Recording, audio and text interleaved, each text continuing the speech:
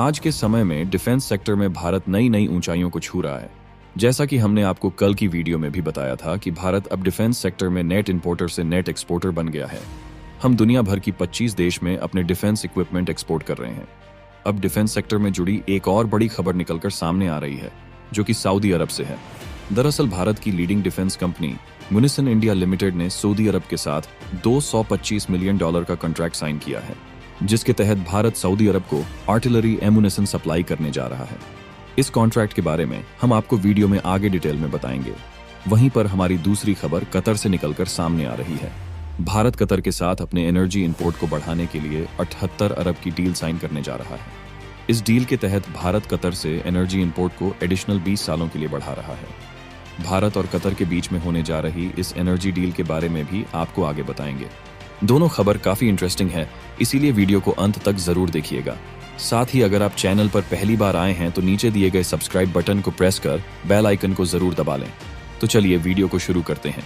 दरअसल आज के समय में भारत मिसाइल से लेकर रॉकेट कैरियर्स, एमुलेशन और लगभग सभी छोटे से बड़े हथियारों को खुद ही डेवलप कर रहा है। ये भारत को आत्मनिर्भर बनाने की दिशा में बहुत बड़ा कदम है। भारत सरकार का मिशन है कि भारत डिफेंस इक्विपमेंट के लिए किसी और देश पर डिपेंड ना हो, बल्कि अपने ही देश में हर इक्विपमेंट को डेवलप करें। इसके लिए बहुत सारी डिफेंस कंपनियां काम भी कर रही हैं। इसी में से एक है भारत की leading defence government company Munitions India Limited. इसका हेडक्वार्टर पुणे, महाराष्ट्र में है। अब खबर निकलकर सामने आ रही है कि MIL सऊदी अरब को लगभग $225 मिलियन की डिफेंस इक्विपमेंट सप्लाई करने जा रही है, जिसमें आर्टिलरी एमुनेशन शामिल है। बता दें कि सऊदी अरब से इस माइलस्टोन एग्रीमेंट को MIL की पार्टनर कंपनी नादरा ने फैसिलिट किया है।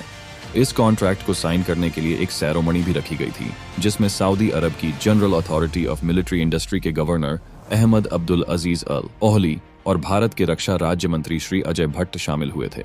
ये डील भारत के डिफेंस एक्सपोर्ट में एक सिग्निफिकेंट चेंज को साफ साफ जाहिर कर रही है और इस डील के जरिए भारत और सऊदी अरब की पार्टनरशिप भी मजबूत होगी।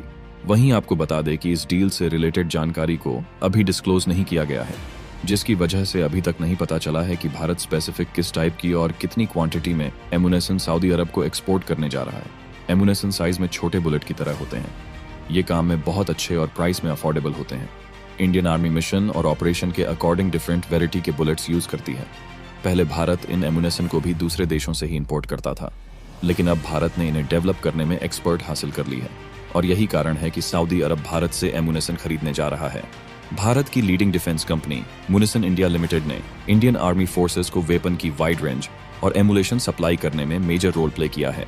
सऊदी अरब और भारत के बीच में ये डिफेंस कॉन्ट्रैक्ट कंपनी की बढ़ती हुई कैपेबिलिटी और इंटरनेशनल डिफेंस मार्केट में कंपटीशन को साफ जाहिर करता है। डिफेंस में भारत की बढ़ती हुई ग्रोथ को लेकर आपकी क्या राय है, कमेंट बॉक्स में जरूर बताइएगा। फिलहाल बढ़ते हैं हमारी दूसरी खबर की तरफ, जो कि कतर से निकलकर सामने आ रही है। ये तो हमें पता ही है कि भारत दुनिया का तीसरा सबसे बड़ा एनर्जी कंज्यूमर देश है। इसी के चलते इंडियन गवर्नमेंट का ये टारगेट है कि 2070 तक भारत को नेट जीरो कार्बन एमिटर बनाया जाए। इसके लिए सरकार लगातार प्रयास कर रही है और नेचुरल गैस को प्रमोट कर रही है। इसी को ध्यान में रखते हुए भारत कतर के साथ अपनी एनर्जी डील को एडिशनल 20 सालों के लिए बढ़ाने जा रहा है। जानकारी के मुताबिक भारत की liquefied natural gas importer Petronet LNG limited 2 agreement के तहत कतर से हर साल 85 लाख टन LNG इंपोर्ट करती है। पहला 25 इयर्स का एग्रीमेंट 2028 में खत्म हो जाएगा और अब इसी एग्रीमेंट को एडिशनल 20 सालों के लिए भारत द्वारा बढ़ाया जा रहा है।